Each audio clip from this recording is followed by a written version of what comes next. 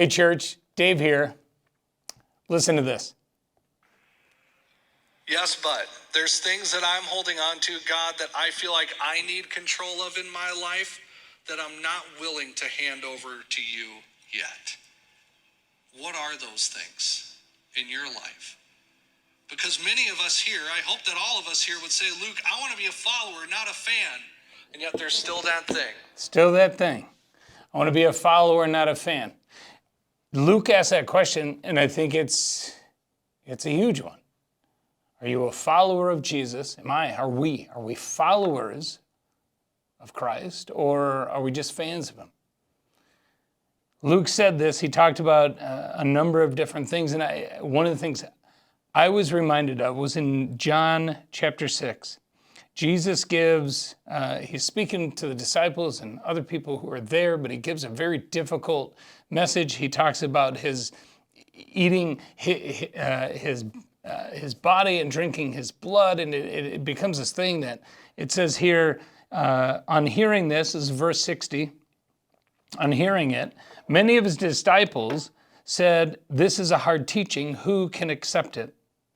Aware that his disciples were grumbling about this, Jesus said to them, "Does this offend you? Then what if you see the Son of Man ascend to where he was before? The Spirit gives life, the flesh counts for nothing. The words I have spoken to you, they're full of the Spirit and life, and yet there are some of you who do not believe." For Jesus had known from the beginning which of them did not believe and who would betray him. And he went on to say, "This is why I told you that no one can come to me unless the Father has enabled them." From this time, many of his disciples turned back and no longer followed him.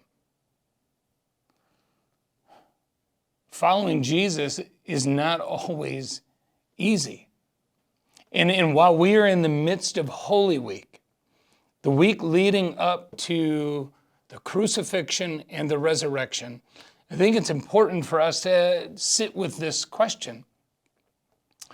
Do I want to be just a fan of Jesus? He's rah rah, or do I actually believe that he is the Christ, the risen Son of God, that his kingdom reigns supreme over all worldly kingdoms?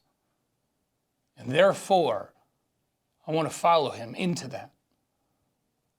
And in a broken world, filled with all the things that make it difficult and painful, to live the way of Jesus is not always easy. Neither was Holy Week. That's why we fix our eyes on Jesus, the author and perfecter of our faith, because he is the one who sustains us. He's the one who goes before us. It is his example that we follow.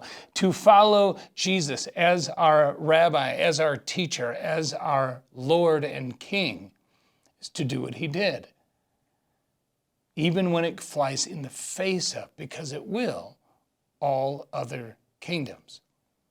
Church, we got to ask this question. As we celebrate Easter, what are we celebrating? Just the idea that Jesus was just good and cool? Or is it truly to be said of us that we follow Christ and we want to live his kingdom here and now? Church, let's be followers of Jesus, our risen King.